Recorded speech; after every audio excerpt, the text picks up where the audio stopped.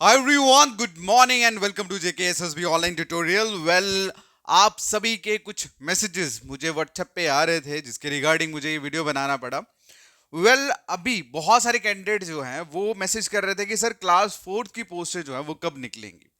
तो उसी के रिगार्डिंग आप लोगों के साथ एक वीडियो शेयर करने वाला हूं, और ये वीडियो स्पेशली उन कैंडिडेट्स के लिए है जिनका टेंथ क्लियर है, मतलब जिन बच्चों का टेंथ पास हो चुका है। उन सब के लिए वीडियो बहुत इंपॉर्टेंट है, क्योंकि क्योंकि एसएससी ने एक बहुत ह्यूज वैकेंसी जो है वो अनाउंस करी है फॉर एमटीएस एग्जाम। एमटीएस मतलब मल्टीटास्किंग स्टाफ के लिए एग्जाम जो है वो हर साल एसएससी कंडक्ट करवाता है, और इस साल भी इसका नोटिफिकेशन निकला है और most of the students would be aware about it. But बहुत सारे मैसेजेस आने की वजह से आई थॉट कि मुझे एक वीडियो बनाना चाहिए सो दैट कि इन्फॉर्मेशन जो है वो जो रह गया उन तक भी पहुंच जाए। ठीक है, तो क्लास फोर्थ के लिए जो बच्चे बोल रहे थे, अब जाहिर सी बात है मैक्सिमम कैंडिडेट्स वही हैं जो टेंथ जिनका हुआ है and they want to appear in the exams की जहां पे उनको टेंथ लेवल की क्वालिफिकेशन पे किसी एग्जाम में बैठने को मिले। तो उन सब के लिए ये नोटिफिकेशन, ये एग्जाम और ये जो वीडियो लेक्चर है बहुत ज़्यादा इन्फॉर्मेटिव है, इंपॉर्टेंट है।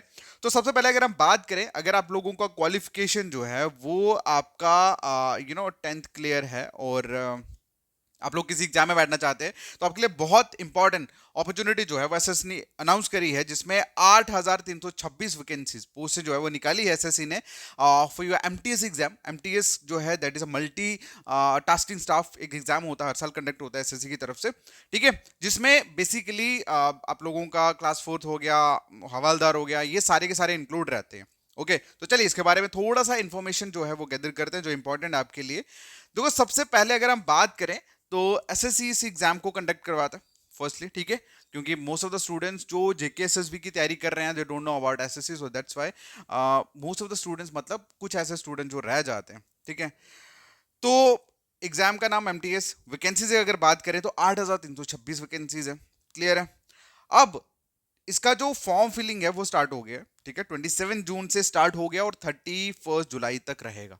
मतलब 31 जुलाई तक आप अपने फॉर्म जो है वो फिल कर सकते हैं। क्वालिफिकेशन इसमें टेंथ पास मांगा है, मतलब आपका टेंथ जो है, आप लोगों का टेंथ जो है वो क्लियर होना चाहिए एंड आप लोग इसे फॉर्म फिल कर सकते हैं। ठीक है, अब बहुत सारे ऐसे बच्चे थे कि सर ग्रेजुएट वाले जो हैं वो फॉर्म फिल कर सकते हैं। बिल्कुल कर सकते हैं, अगर आपका एज इस पर्टिकुलर एग्जाम के एज के अकॉर्डिंगली है तो आप फिल कर सकते हो, कोई टेंशन नहीं है। ठीक है, लेकिन मतलब मिनिमम टेंथ क्लियर होना चाहिए, मैक्सिमम उन्होंने बोला नहीं है, सो दैट्स व्हाई अगर आपका एज जो है वो, मतलब एज लिमिट जो है वो इस एग्जाम के अकॉर्डिंगली फॉल होता है तो आप लोग फॉर्म फिल कर सकते हैं। तो वहीं पे एज की अगर हम बात करें तो एज में क्या है, इन्होंने सिंपल लिखा है कि 18 से 25 साल की उम्र के बीच जो भी कैंडिडेट हैं दे कैन फिल फॉर्म। हाँ, अगर in case of some reservations या in case of some SC ST की कैटेगरीज में यहाँ पे कुछ 27 तक का भी मतलब एक्सटेंड जो है वो करा है। लेकिन बेसिक अगर हम बात करें तो अगर आपका एज जो है वो 18 से 25 के बीच में है तो आप लोग फॉर्म जो है वो फिल कर सकते हैं। ठीक है, तो एलिजिबिलिटी आप सभी को पता ही है। फर्स्टली आप इंडियन सिटीजन होने चाहिए। सेकंड, बिकॉज इंडियन सिटीजन मतलब कहने का कि ये जो पोस्टें हैं this is on a central level. ठीक है, पूरे इंडिया लेवल पे ये पोस्टें होती हैं। और नेक्स्ट जो क्वालिफिकेशन जो ऑलरेडी बताया दैट इज कि आपका सिर्फ टेंथ क्लियर होना चाहिए। ओके, अच्छा, इसमें कुछ एक पोस्टें होती हैं बेसिकली हवालदार की, तो उसमें आपके पेपर के साथ साथ थोड़ा पीटीए फिजिकल स्टैंडर्ड टेस्ट भी होता है। ओके, एंड देन उसके बाद डॉक्यूमेंटेशन होती है। ये बेसिकली आपका जो हवालदार का पेपर होता है उसी में पीटी होता है, अदरवाइज ऐसे नहीं होता किसी में भी। सैलरी की अगर हम बात करें तो 18 से लेकर 22,000 के बीच में सैलरी जो है वो रहती है एंड इनिशियल तौर पे। क्लियर? तो गाइज ये थे इंफॉर्मेशन उन सभी कैंडिडेट्स के लिए जिनका टेंथ जो है वो क्लियर है एंड वो लोग फॉर्म फिल करना चाहते हैं। इसके अगर हम सिलेबस की बात करें, तो सिलेबस में जनरली जैसे आप सभी को पता है इंग्लिश हो गया, उसके बाद मैथ्स हो गया, उसके बाद रीजनिंग हो गया। तो यही सेम जो रहते हैं, सॉरी, जीके हो गया। ठीक है, तो मतलब आप इसे गूगल भी कर सकते हैं, वहां से आप पीडीएफ जो है डाउनलोड कर सकते हैं। बाकी रेस्ट ऑफ द सब्जेक्ट यही सारे रहते हैं। और अगर आपको इसको इलेबोरेशन, मतलब इलेबोरेट और एक एक टॉपिक को चेक करना है तो आप मतलब ऑफिशियल जो सिलेबस है इसका, ऑफिशियल वेबसाइट से आप इसका सिलेबस जो है वो आप इसे डाउनलोड कर सकते हैं। ठीक है, ऑफिशियल सिलेबस जो है वो आप डाउनलोड कर सकते हैं, वहां पे आपको मिल जाएगा। क्लियर? सो गाइज ये थी इंपॉर्टेंट इन्फॉर्मेशन जो टेंथ क्लियर स्टूडेंट है उनके लिए, एंड मुझे उम्मीद है कि इन्फॉर्मेशन अच्छी लगी होगी। एक चीज मैं आपको बताना चाहता हूँ, कि जितने भी कैंडिडेट हैं, चाहे वो जेकेएसएसबी एग्जाम की तैयारी कर रहे हैं, चाहे वो एसएससी की कर रहे हैं, चाहे वो बैंकिंग की कर रहे हैं, तो आपको सिंपल एक चीज कहना चाहता हूं कि अपनी प्रिपरेशन जो है वो आप कंटिन्यू रखो, बिना किसी एग्जाम के नोटिफिकेशन का वेट किए, बिना किसी चीज के बारे में सोचे। क्योंकि जिन भी बच्चों का एग्जाम क्रैक नहीं होता, उसका सिंपल एक ही रीजन होता है, या तो उनका रिवीजन प्रॉपर नहीं हुआ होता, ठीक है, पहला तो उनका सिलेबस कवर नहीं हुआ होता पूरा, ठीक है, कुछ पोर्शन उनका रह गया होता है, या उनका प्रॉपर रिवीजन नहीं हुआ होता। तो इसीलिए आप जितने भी कैंडिडेट चाहे जेकेएसएसबी एग्जाम की तैयारी कर रहे हैं, एसएससी की कर रहे हैं, बैंकिंग की कर रहे हैं, किसी भी एग्जाम की तैयारी कर रहे हैं, आप लोग अपनी जो प्रिपरेशन है वो कंटिन्यू रखिए, और सो दैट कि आपका सिलेबस भी कवर हो जाए, आपका रिवीजन भी अच्छे से हो जाए, और जब आप एग्जाम में बैठो आप एक कॉन्फिडेंस के साथ एग्जाम में बैठो और एग्जाम को क्वालिफाई करो। एक चीज मैं बता दूं, टैलेंट नाम की चीज जो है ना वो आज के टाइम पे एग्जिस्ट नहीं करती। अगर आपको लगता है ना कि मैं ग्रैब कर सकता हूं बैठ के, या मैं कुछ भी कर सकता हूं, तो भाई आज के टाइम पे कंपटीशन लोग इतने ज्यादा हैं, इतने ज्यादा है कि आपको पता ही नहीं चलेगा आपके साथ हुआ क्या।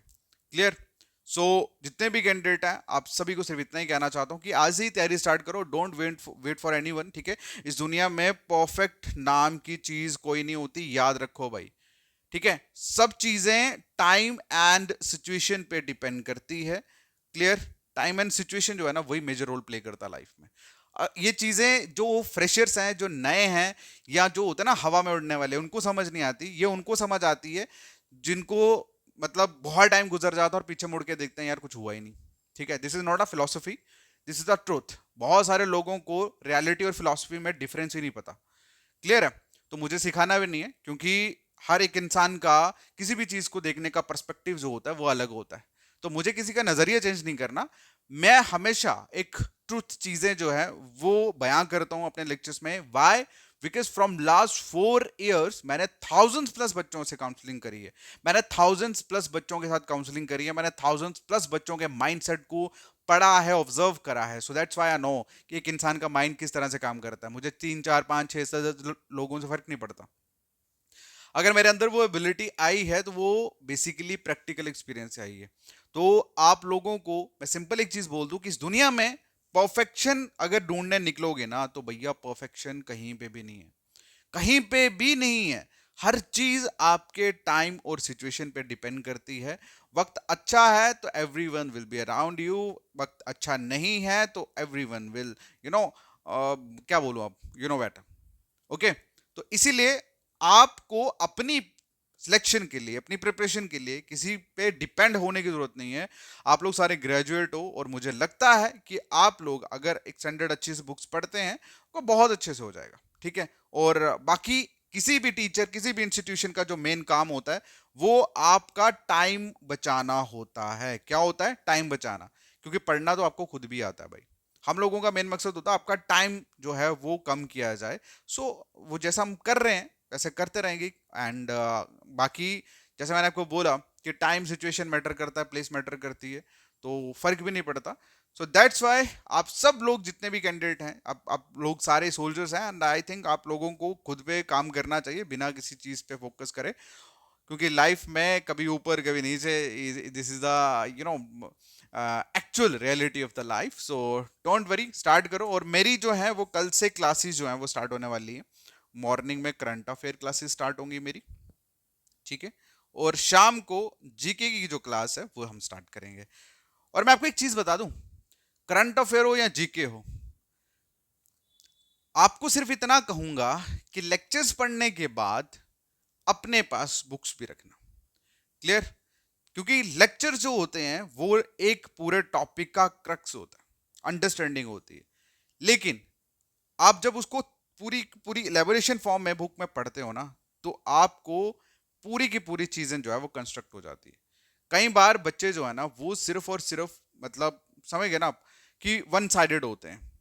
और जब चीजें, जैसे मैंने आप पहले ही बोला था कि concept is the key actually, तो जब आप लोग मेन प्रॉपरली सब चीजों को एक साथ एक्सपीरियंस नहीं कर रहे हो तो कई बार दिक्कत हो जाता है, ठीक है। तो इसीलिए कहते हैं ना कि बहुत सारे ऐसे कैंडिडेट जो जिनको 2 3 4 पेपर देते हो गया, उनको एक्सपीरियंस हो जाता है किस तरह से पढ़ना है, और उन्हीं के सिलेक्शंस होती हैं। बाकी फ्रेशर जो है ना वो जोर मारते हैं, बट होता कुछ नहीं है। बट डोंट वरी, ऐसा कुछ भी नहीं होगा। अब मैं जो भी चीजें आप स्टार्ट करूंगा, मैं आपको बताऊंगा अभी किस तरह से आपको काम करना है। बाकी ऑल द बेस्ट। मिलते हैं नेक्स्ट वीडियो में, तब तक के लिए thank you so much, take care, अपना ध्यान रखें और अपनी खुशी और अपनी सिलेक्शन की जिम्मेदारी खुद उठाएं तो ही होगा। अदरवाइज अदरवाइज समझ गए ना आप, यहाँ गोल के पिलाने वाला कोई नहीं मिलेगा आपको। और परफेक्शन नाम की चीज कहीं एग्जिस्ट नहीं करती। It's all about time and situation. Okay, all the best guys, thank you so much, take care, bye bye.